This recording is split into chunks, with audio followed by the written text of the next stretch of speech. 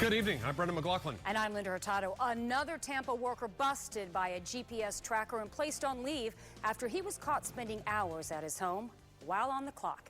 ABC Action News I-Team investigator Adam Walser joins us now with what he has uncovered. Adam. Well, Linda, the city is having a hearing tomorrow to determine whether the worker will keep his job or face other discipline. He's the second Tampa worker in a week to be brought up on charges.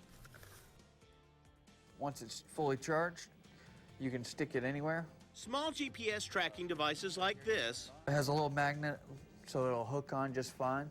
are increasingly helping local governments keep track of their employees. But anytime somebody moves the vehicle, it sends out a report saying, hey, I'm moving, this is where I am, this is where I'm going. But I was never told that I couldn't get the truck and ride around. GPS reports were used to fire longtime Tampa Public Works employee Mark Williams last week, after records showed he made 36 personal stops in 5 days in a city truck on city time at places like IKEA, the lottery office, and multiple restaurants. It's a lot of stops, though. Yeah, it's a lot of stops. But like I said, it's either I can make those stops or I could be out here sitting around. The I-Team is uncovering Williams is not the only Tampa Public Works employees busted by GPS.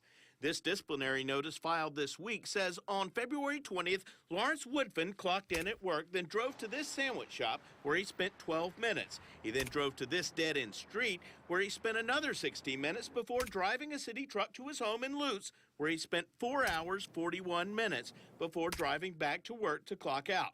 The GPS tracker shows he did the same thing the next day. But Woodfin filled out these work summaries, claiming he spent both days marking utility lines at 13 locations. We tried to talk to him, but he was not at home. Ian Robinson of Privacy Electronics says organizations are increasingly using GPS trackers. They're paying them usually hourly, and if you're not going where you're supposed to, they're losing money. I contacted several other cities and found out St. Petersburg has GPS trackers on more than 150 vehicles.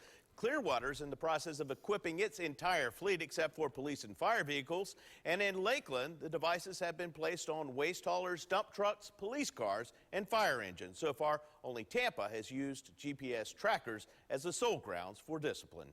I'm ABC Action News I-Team investigator Adam Walser, taking action for you.